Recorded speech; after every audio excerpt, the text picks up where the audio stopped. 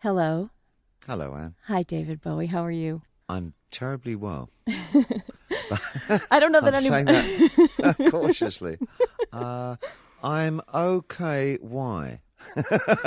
Since I discovered that I was going to get to speak to you today, which is a big joy for me, I couldn't help. I thought it, awarded me some bragging rights. So I said, hey, I'm going to be talking to David Bowie because who could keep that quiet? And then suddenly I became the most popular kid on the block.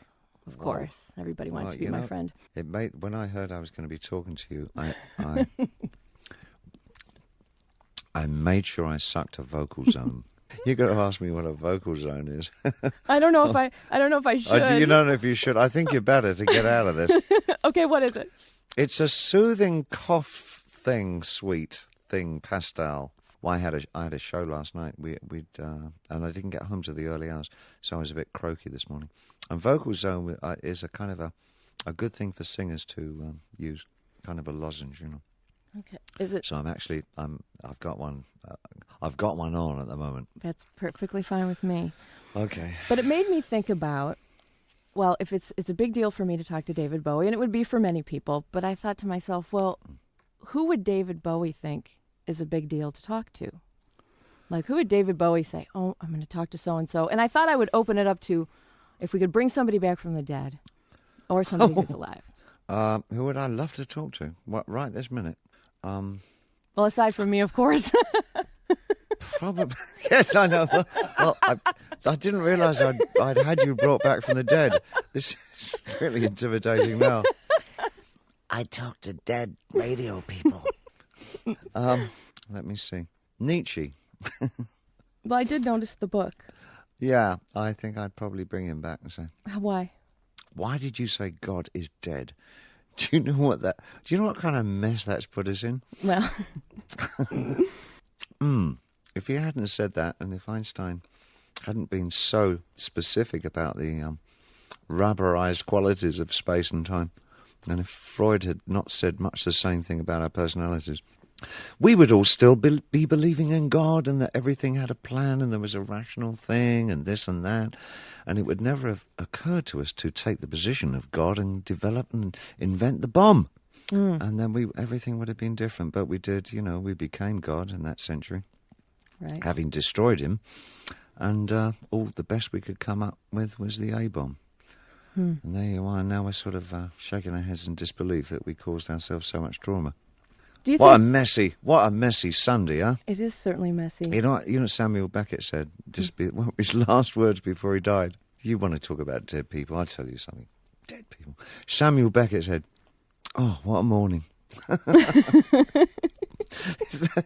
that the best last words I've ever heard, I think? And it's so Beckett. It's so Samuel Beckett. Just before he had his heart attack. Oh, what a morning. You strike me as being pretty fearless. And if you're not, you're putting on a pretty good front. But I wondered what scares you.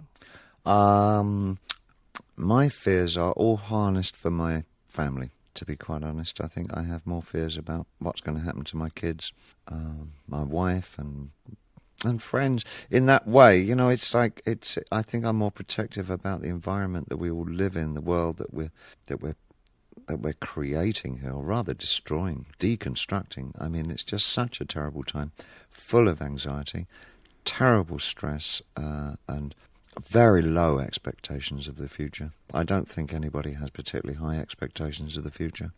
If they were to be honest with themselves, I think they look towards the oncoming years as something really quite scary, because they don't really know what's going to be delivered unto us. And so I think about my daughter, and this is what she's going into. And then I get that makes me very afraid.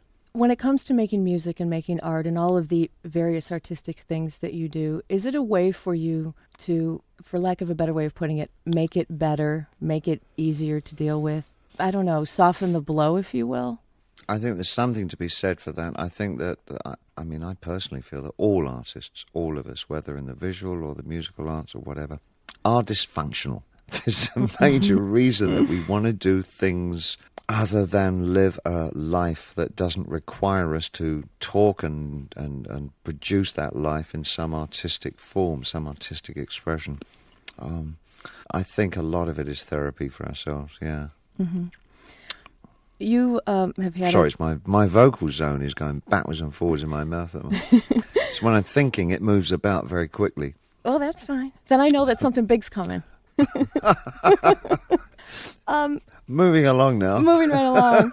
You've had this vast career and have done so many things, but I wondered if there was ever a constant during your life and mostly during your career, the artistic part of your life. Has there ever been a challenge that's been a constant for you? Something that recurs, or do you just sort of morph into one thing to another and the challenges change for you? I think the challenge for me, is an easy one in as much it's an easy one to spot. I'm not saying it's an easy one to actually accomplish, but every time I approach writing or producing or recording some piece of music, it's always I want to surprise myself. I want to surprise myself and the people who are working with me. And if I'm not getting that surprise, then I don't feel as though I'm being successful at what I do. I really want to jolt myself and say, wow, this is approaching something in a completely new way that I've done before. So I guess that's my challenge each time. And with so-called, I guess that's where the element of so-called reinvention type, those cliches that come in. But actually, in all fairness, I write pretty much about the same things all the time and have done for many, many years. It's not, I have a strong continuous subject matter that I've been writing about since the 60s, I think. I find it very interesting that you say you keep writing about the same things because so often it feels like there's so many different things going on with you. So it's interesting to hear you say that. I mean, from the listeners... Well, I think it's probably... sorry, do forgive me for interrupting. That's fine. I've got the attention of a grasshopper. It gets me in so much trouble because I listen to only the first half of questions. And then I'll keep that in mind for the rest of the questions. I second guess what the second half is going to be. So I kind of jump. It's like those people answering questions on game shows. Right. A fire brigade. No, let me finish the question. I'm one of those awfully irritating people. What was your question?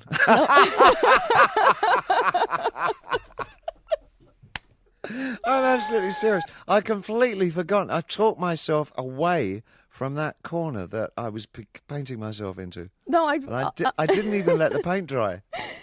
I was just saying from a listener standpoint, it seems like it's always different things. Like you're always approaching all these different kinds of things. And maybe because you're doing them in such a drastic way from the time before, we might miss those common themes.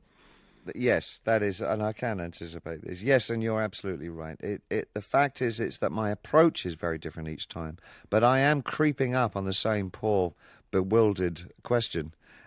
Which is? Like a hunter. Basically, why are we here? Why are we all feeling so alone together? And is there any rational explanation or any universal intelligence that's behind all this?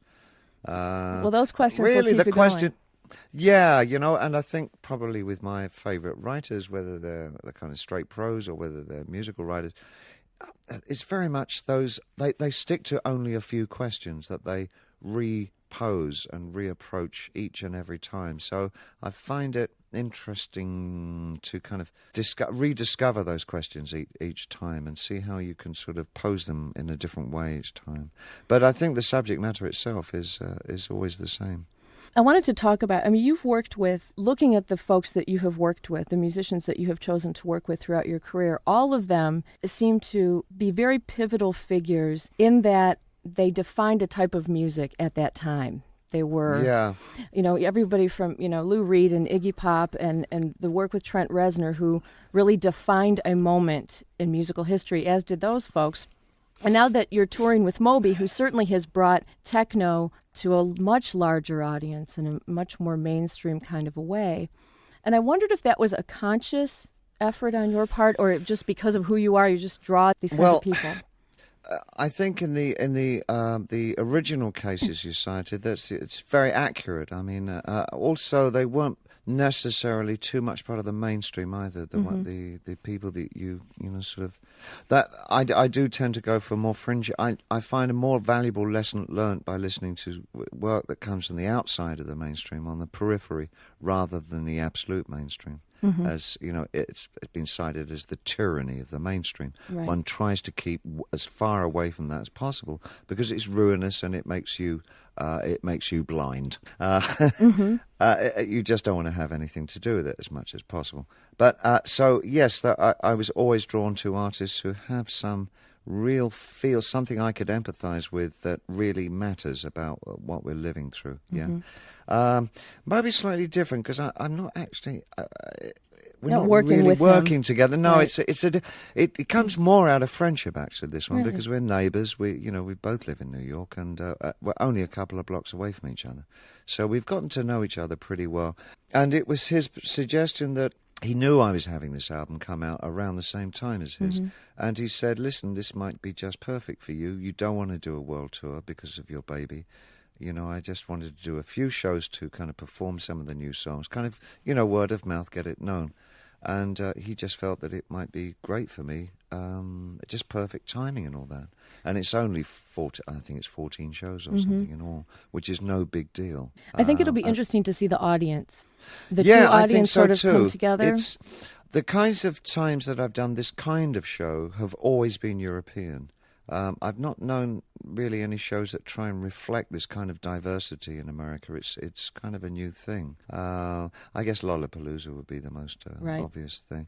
But in Europe, it's pretty much the tradition to put on shows like this that have really diversified acts all on the same bill.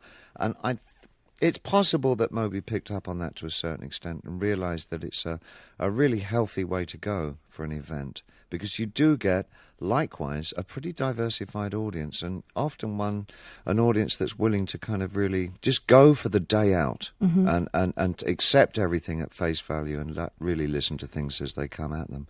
I can't wait. I think it'll be It's very going to be exciting. exciting. Yeah. Excuse me, Anne? Yes. Anne, it's Jamie. I'm sorry, Hi. we really need to wrap things up. Okay. Thank Can I have you. one quick question? Hi, Jamie. Absolutely. Hi, David. And Jamie Yes. will answer this one for you. Okay. Actually, she might be go able on. to. Go on, Anne. Tell me. I got curious about your record deal with Columbia Records. Me too, I'm going to try and get a hold of a copy of the contract. I actually want to see what I've been rode into here. Do you know what I worry about? What? Small print, fine print. Because I sent away, and I'll tell you why I'm telling you this, and I'm warning you. When I was little, I really had a thing about Little Richard. I mean, I thought he was the greatest artist in the world. And I looked in the back pages of the New Musical Express when I was around 9 years old. And in the small ads it said, "Star pick photos of your favourite rock and roll celebrities. Get yours today. 2 for 2 and 6pence. So I sent them a 2 and 6pence money coupon. And 3 months later, I got back 2 scruffy, torn photographs of Little Richard. I was so cheesed off. That was the last piece of rock and roll merchandise I ever bought. 9 years old, I threw in the towel. Now let that be a lesson to you. I don't know what about, but let it be a lesson to you. Anyway, to make up for all that, at my 10th wedding anniversary the other day, my wife bought me a 1957 original Little Richard stage jacket. How about those cookies? You got a very cool wife. Oh, what a gorgeous present, which She- wasn't crumpled and it wasn't torn, and I didn't have to use a piece of yellowing CeeLo tape on it. Awesome. David Bowie, I know you have to go. Thank you so much It's my great pleasure. for spending time talking. And the album is fabulous. It's wonderful. I appreciate that. Congratulations. Thanks very much. Good Anne. luck with everything.